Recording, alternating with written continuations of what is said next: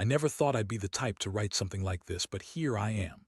It's been months since I found out everything, and I still can't quite wrap my head around it. My name's Dave, and I've spent most of my life trusting people. I guess I thought I was good at reading who they really were. Turns out I was blind. It all started when I was diagnosed with cancer. The whole world turned upside down overnight. I was weak, tired all the time, hooked up to machines that beeped and hummed around the clock. My wife Sarah was supposed to be my rock. She was my everything before the chemo, before the pain, before I felt like half a person. I remember lying in that hospital bed, IVs in my arm, and her sitting there holding my hand, promising she'd be there through everything. That's what I held on to. But as I grew weaker, something changed. She became distant, less patient, more distracted. I didn't think much of it at first. Maybe the stress, the fear, the endless nights of treatments. But then I started noticing little things. She'd disappear for hours, lie about where she'd been, and I'd catch her sneaking her phone out of sight whenever she thought I wasn't looking. I told myself it was just her way of coping, but deep down I knew it was. One night I saw a message pop up on her phone when she left it charging by the bed. I'd never snooped before, but I was desperate. My hands trembled as I reached for the screen. It was from someone called Mike. The words hit me like a punch. "Can't wait to see you tonight. I miss you so much." My stomach dropped. I stared at that message, breath catching in my throat. I looked at her, sleeping peacefully beside me, and my mind spun. How could she do this? During my fight for my life, she was planning her new life with him. That moment I knew I'd been a fool. The woman I trusted with everything had been lying to my face, secretly plotting her future while I was hanging by a thread. I felt a heat rise in my chest, anger, betrayal, heartbreak all mixed together. Next morning, I confronted her. I played it cool, but inside I was boiling. I pressed her for answers, and she looked caught off guard. Her eyes darted away, and she started to explain some story about needing space or stress from the hospital. Yeah, right. I saw the truth in her eyes, the guilt that she couldn't hide. I told her I knew everything, that I'd seen the messages, the planning. Her face went pale. She tried to deny it, of course. "It's not what it looks like," she whispered, voice trembling. But the evidence was right there, no way to deny it. That's when I realized I had to do something. I couldn't just sit around and be betrayed like this, especially not by someone I loved. I wasn't just hurt, I was furious. How could she do this to me after everything? That night I sat alone in the dark, feeling the cold emptiness of the house wrap around me. I knew I had to act. I had no idea exactly how yet, but I knew I couldn't let her get away with it. If she wanted to cheat and leave me behind, then I'd make damn sure she paid a price. I'd been damaged enough. Now it was time for her to feel the sting of betrayal. 2. I'd always been kind, trusting, believing people's words too easily. But now I saw everything clearer. Trust was a fragile thing. Once broken, it's almost impossible to rebuild. And I was done being the doormat. This was just the beginning of what I'd do to make her regret ever crossing me. I kept replaying that moment, that message, and each time my fists clenched tighter. I didn't know what revenge would look like exactly, yet. But I knew I wasn't going to let her walk away without consequences. No, I'd been betrayed more than once, and this time I'd be the one to turn the tables. That's how it all started. That's how I knew I had to plan carefully. It was only a matter of time before I'd show her what betrayal really meant on my terms. The days that followed were a blur of planning and simmering rage. I kept my cool outwardly, but inside I was boiling. Every time I looked at her, I saw the woman I loved, the woman I trusted, twisting that trust into something vile behind my back. It made my stomach churn just thinking about it. I needed to do something, but I had no idea what that was yet. I just knew I couldn't let her get away with it. I started paying closer attention, listening to her conversations when she thought I wasn't paying attention, noticing her habits, her routines. She spent more time on her phone, always hiding it when I entered the room. She'd excuse herself to make a call or check her email, but I knew better. I saw her sneaking texts, glancing over her shoulder to see if I was watching. That's when I found the perfect opportunity. One evening she mentioned she was meeting her friend for a quick coffee. I kept my expression blank, but inside I was calculating. I decided to follow her. I waited until she left, then quietly slipped out behind her, keeping a safe distance. She headed toward a small cafe downtown. I parked a few blocks away, watching her through my car window. She met him outside, Mike. I recognized him from the few photos she had shown me during better days. Tall guy, too confident, with a smirk that made my skin crawl.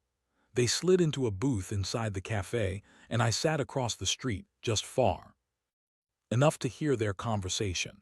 I didn't mean to eavesdrop, but I had to know. Their voices were muffled through the glass, but I caught snippets. He was telling her how much he missed her, how excited he was to finally be free. She was laughing, but I could see she was nervous, fidgeting with her purse. My fists clenched again, feeling a new surge of anger. She was so caught up in her lies she didn't even realize I was watching. I snapped a few photos on my phone, just enough evidence to make her realize I wasn't playing around. When they finally left the cafe, I followed at a distance enough to confirm they went to her place. That night I sat alone in my room, staring at the pictures I'd taken. The proof was undeniable now. She was planning her future with him right under my nose. That's when I knew I had to act fast. I'd been patient, but patience had run out. I needed a plan, something meticulous but effective. I spent days figuring out every detail. I didn't want to just confront her blindly. No, I wanted to make her feel what I felt, betrayed, humiliated, utterly powerless. I started forging a new plan, one that would hit her where it hurt most. I knew I had to lay everything bare, her lies, her betrayal, without giving her a chance to spin her way out of it. This wasn't just about revenge anymore. It was about making her see the consequences of her actions. One night I sat in my dark room, a cold sweat on my forehead, and I finally mapped out what I was going to do. I'd leave her a trail, evidence of her affair, her lies, her betrayal. I'd set her up in a way that she couldn't deny it. I'd make sure she understood that every secret would come to light. I already had some leftover spy gear from a past project, but I knew I'd need more. I ordered a few discreet cameras online, small enough to hide but powerful enough to record everything. I also reached out to a friend who knew a thing or two about digital forensics, someone who could help me make evidence airtight. My plan was simple but ruthless. Catch her red-handed with Mike, then make sure everyone knew what she'd done. I wanted her to see her own reflection in the mess she'd created, to feel just a fraction of the pain she'd caused me. I wasn't planning on just walking away. No, I wanted her to suffer, to realize she had lost something real. The hardest part was staying calm. Every time I thought about her, I felt my jaw tighten. My palms would sweat and my stomach would turn. But I kept telling myself, this is justice. She betrayed me when I was at my most vulnerable. Now I'd return the favor. I'd make sure she knew what betrayal really looked like, up close and personal. I knew I was inching closer to the point of no return, but I didn't care. I'd waited long enough. Now it was time to put everything into motion. I just hoped I could pull it off without getting caught. Because once the trap was set, there was no turning back. The night I finally decided to move forward, it was like stepping into another world. I felt my heartbeat pounding in my ears like I'd just run a marathon. My palms were slick as I went through the setup, hidden cameras, voice recorders, and a plan that was more detailed than I thought I could manage. I kept telling myself, this has to work, no mistakes. Because once I pulled the trigger, there was no turning back. I placed the cameras in strategic spots around her house. One in the living room aimed at the front door, another in the bedroom pointed at her bed, and a tiny one I slipped into her purse. I knew she'd be clueless, and that was the point. I also set up a recording device on her phone, so if she tried to delete anything, I'd have backups. Cutting corners wasn't an option. I wanted proof that was undeniable, irrefutable. The night she was supposed to meet Mike again, I made sure I was ready. I parked a block away, hidden behind a row of trees, and watched as she left the house with her bag slung over her shoulder. She looked tense, glancing around nervously. Her footsteps were hurried, the kind of walk that screams guilt. I followed her at a distance, keeping my eyes on her every move, stomach knotted. She entered a parking lot and waited in her car, texting rapidly. That's when Mike appeared, fading into view like some shadow from a nightmare. They got into her car and I saw her smile, but it didn't reach her eyes. The moment she closed her door, I hit record on my phone and I felt a strange mix of dread and exhilaration. This was really happening. They drove to her place, a small apartment downtown. It was quiet inside, but I could hear their muffled voices through my earpiece. They were talking about plans, about how she'd finally be free of me. The words made my stomach churn. I clenched my fists in my lap, fighting the urge to storm in there. I knew I had to stay hidden for now. After about an hour, they left together, probably heading back to her house. I lingered a little longer to make sure everything was done, then slipped away into the night. It was strange, like I'd entered some secret war zone. I'd spent weeks building this moment, and now that it was here, I felt a sick thrill mixed with pure rage. Back at home, I started reviewing the footage. Her nervous movements, the way she looked over her shoulder, every second confirmed what I already knew. She'd been lying, betraying me, planning her escape while I was fighting for my life. My chest was tight and my stomach churned. I replayed the scene in my head, feeling every raw detail like a slap to the face. I didn't sleep that night, but I didn't need to. I had what I wanted, proof, real, undeniable evidence of her infidelity. All I had to do now was decide what to do with it. Part of me wanted to confront her immediately, to blow everything up in her face. But I knew that wasn't enough. I needed her to feel the weight of what she'd done, to understand she was trapped in a game she couldn't win. The next step was clear. I was going to sit her down, show her the footage, and let her see herself caught red-handed. But I wasn't just doing this for revenge. I wanted her to understand that trust, once broken, left scars. I wanted her to realize that betrayal isn't just a slap across the face. It's a wound that takes a long time to heal, if it ever does. And so I prepared myself mentally for what was coming. I knew I had to be cold, calculated, unshakable. I couldn't let her see my pain, only my resolve. I'd recorded everything, saved every piece of evidence, and I was ready. When I walked into that room, I'd make sure she understood that her life was about to change forever.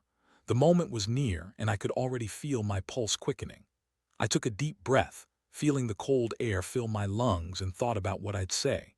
Because once I pressed play, there was no going back. I was about to turn her world upside down, and somehow I knew it was just the beginning. The day I decided to confront her, everything felt tense, like I was walking on a wire over a canyon, unsure if I'd fall or make it across. I kept telling myself I was in control, but inside my nerves were a mess. I had the evidence, the footage, the pictures. All I needed was to get her face to face and show her what I'd uncovered. She was home when I arrived. I could see her packing nervously in the living room, her hands trembling as she stared at her phone. Her eyes flicked to the door every few seconds, like she was waiting for some inevitable moment. When I stepped inside, she froze, her face draining of color. "Hey," I said casually, trying to keep my voice steady. "Can we talk for a minute?" She looked like she wanted to run, but she stayed rooted in place. "What's this about?" I didn't waste time. I pulled out my phone, connected it to the TV I brought, and pressed play. The footage flickered to life, showing her sneaking out of the house at night, whispering on her phone, then slipping into Mike's arms. The words, the body language, the nervous glances, all of it played out in chilling clarity. Her face contorted as she watched herself on screen. Her mouth opened and closed like she wanted to speak but couldn't. I saw her swallow hard, her eyes darting away from the screen, but I kept the play going. "You lied to me. During my treatment, you were planning your escape with him. Do you want to tell me what the hell is going on?" She finally looked at me, tears welling up. "It's not what it looks like." I was stressed. I didn't know how to handle. Save it. I cut her off. "You're a liar, a cheat. You betrayed me when I needed you the most, and I have the evidence right here." I held up my phone, the footage still running in the background. "You really thought you could get away with this?" Her shoulders slumped and she looked like she was about to break. "I didn't mean for you to find out like this. I was scared. You were sick and I didn't want to lose everything." Her words grated on me. I felt my jaw tight. "You were scared, so you decided to replace me with him." While I was fighting for my life. She looked down, silent. I could see the remorse in her eyes, but it was too little, too late. I was done listening to her excuses. I set my phone down on the table, letting the footage play one last time so she could see herself in her own betrayal. "I want you to understand something," I said, voice cold but steady. "You don't get to manipulate my feelings anymore. I trusted you with everything, and you threw that trust away." You think you can just apologize and everything's okay. No, you're going to face the consequences. Her face twisted with a mix of guilt and defiance. What are you going to do? I took a deep breath, feeling the weight of everything I'd been holding back. You're not going to see Mike anymore. You're going to leave here and you're going to think about what you've done. And when I say I want a complete clean break, I mean it. I want the house, the car, everything. I want you out of my life. She looked shocked. You can't be serious. I am, I said firmly. And I will be. If I find out you've lied about anything else, I won't hesitate to take it further. I won't be your backup plan while you chase some fantasy with him. She looked like she was about to crumble, but she nodded slowly. Fine, I'll go, just don't make this harder than it needs to be. I didn't answer. I just grabbed the keys I knew she'd try to hide, placed them on the table, and turned to walk out. As I did, I felt a strange mix of relief and emptiness. I'd confronted her, I'd laid everything bare, and now it was time to move on. I didn't want to hurt her, but I couldn't keep living in her shadow anymore. Once outside, I took a deep breath of cold air. It was like a weight had lifted, but at the same time, I could feel the ache of betrayal deep in my chest. I knew this wasn't the end, just the beginning of a new chapter. I'd done what I set out to do. She was gone. I carefully gathered the evidence I'd collected, photos, recordings, everything, and tucked it away in a secure folder. I'd need it later for whatever legal or emotional fallout came next. I wasn't trusting her anymore, not after all this. As I watched her drive away, I whispered to myself, trust is fragile. Once broken, it's nearly impossible to fix. That's what I kept telling myself. But what I finally understood, beyond everything else, is that sometimes you have to rip the whole thing apart to start rebuilding. And this was my moment to do just that. The aftermath hit me harder than I expected. That night, I sat alone in my apartment, clutching the evidence I'd gathered, the footage, the photos, the recordings. It was all there, a stark reminder of the betrayal I'd uncovered. I had intended to confront her, but now, with everything in my possession, I realized I didn't even need to say a word anymore. The truth was laid bare. My hands were trembling, not from fear, but from a mixture of anger and relief. She was gone now, and I had finally taken control. Still, the emptiness gnawed at me, a hollow echo that made my stomach tighten whenever I thought about what I'd lost. The woman I loved, the life we built, the trust I foolishly believed in, all shattered in an instant. The days after were a whirlwind of preparations. I contacted a lawyer, explained everything, and started the official process of ending our marriage. I didn't want to drag this out. I wanted it over. I wanted her out of my life and the evidence to be undeniable proof of her deceit. I went to her apartment one last time to gather the last of my things, feeling a strange sense of closure as I boxed up the relics of that life. It was time to move on, but I wasn't done yet. As much as I wanted her to suffer, I knew I had to be strategic. I wanted her to see the full scope of her betrayal, to understand that her actions had consequences. So, I made a plan. One that would make her realize she'd lost the trust of someone who once cared deeply for her. Over the next few weeks, I meticulously crafted my revenge. I used the evidence I had gathered, photos, videos, recordings, to craft a story I could slowly leak to her friends, her family, even social media. Not to humiliate her publicly, but enough to make her feel the sting of betrayal from everyone she cared about. I wanted her to see that her actions had consequences beyond just me. I found a way to anonymously send the footage to her closest friends, subtly planting the seeds of doubt. I also made sure to leave the evidence in places where she would eventually discover it herself, hidden in her car's glove box, slipped into her mailbox, even left on her phone as a scheduled message. It was slow, calculated, and cold. I wanted her to see, piece by piece, that I wasn't going to let this slide. More than anything, I wanted her to feel vulnerable, exposed, humiliated. I watched her reactions carefully, noticing the moments when she'd stumble across something I'd set up, her face draining of color, her hands trembling as she listened to recordings of her own voice betraying her. It was almost poetic how her carefully curated world was crumbling, piece by piece. One evening, I finally arranged a sit-down with her. I told her I had something to show her, an honest conversation, I called it. She showed up expecting perhaps some hollow apology or maybe a plea to stay, but I had other plans. I pressed play on my phone and the room filled with the recordings of her secret conversations with Mike, the texts she'd tried to hide, the lies she'd spun. Her face twisted as she listened, her shoulders slumping, eyes wide with shock. "You see," I said softly, "I didn't want to believe it at first. But now I see everything clearly. All the lies, all the planning. You betrayed me when I was most vulnerable, and I want you to know you lost me forever." She broke down then, tears streaming down her face. "I didn't mean for it to go this far," she whispered. "I was scared. I didn't know how to handle everything. I was wrong. Please, just forgive me." I shook my head. "It's too late for that. I'm done. You made your choice and I won't be part of this any longer." I reached into my pocket, pulled out the keys to her apartment and placed them on the table. "You're leaving tonight. Don't come back." Her sobs echoed through the room, but I felt nothing but cold resolve. This was my justice, my way of saying enough was enough. I'd been betrayed and I refused to be a victim anymore. I wanted her to understand that betrayal isn't just about lying, it's about losing everything that once mattered. That night I saw her walk out the door, her head bowed, forever changed. I closed that chapter of my life, finally free from the betrayal that had haunted me during my illness.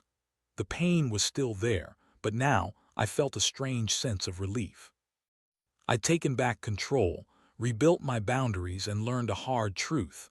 Trust is fragile, and once broken, it can't always be mended. Sometimes the only way forward is to tear everything down and start anew. Looking back, I realized that revenge isn't about destruction for its own sake. It's about reclaiming your dignity after being shattered. Sometimes, the best thing you can do is cut the toxic people out of your life and protect what's left of your sanity. That's what I did, and for now, it's enough. In the days that followed, I felt a strange mix of relief and emptiness. I had finally taken control, confronted her, and severed what was left of that fragile trust we once shared. The house was quiet now, too quiet, almost like the walls knew what had happened and were mourning in their own way. I'd never been good at dealing with loss or betrayal, but I learned that sometimes the only thing left to do is face the fallout and pick up the pieces. I handed over the keys, packed my bags, and walked out that door for good. The apartment that once held memories of laughter, love, and trust now felt like a cold shell. I made sure everything was documented, every piece of evidence, every recording, every photo. It was my insurance, my proof that I'd fought for myself and that I'd finally won. I wanted to be sure she couldn't spin her story or manipulate the narrative anymore. Sitting in my car, I took a long breath and finally let the weight of everything sink in. It was over. I'd done what I needed to do. The betrayal had cut deep, but it also set me free. I didn't need her or her lies anymore. I realized that trust, once shattered, isn't something you can rebuild overnight. It's a fragile thing, and I had learned the hard way that sometimes the best way to heal is to walk away and start fresh. Looking back, I know I could have let myself drown in bitterness. I could have let her ruin me. But instead, I chose to take her down on my terms with evidence and clarity. I made her face her actions, and I took back my dignity in a way that felt right, even if it was brutal. Sometimes that's the only way to truly reclaim yourself. Now I focus on healing, on reconnecting with myself. It's not easy, and I won't pretend I've moved past everything overnight. But I've learned that revenge is just about hurting the other person. It's about freeing yourself from their grip. It's about standing tall after everything falls apart. I want anyone who reads this to know trust is precious. When it's broken, you don't have to stay quiet. You don't have to suffer in silence. Sometimes you need to take control, gather your evidence, and show them the truth, no matter how painful. Because in the end, the only person responsible for your happiness and peace is you. And as I drive away from what was once my life, I finally feel a small spark of hope. Not for her, not for what I lost, but for what I'm about to build from this broken foundation. Sometimes it takes losing everything to realize what really matters. And for me, that's moving forward stronger than ever.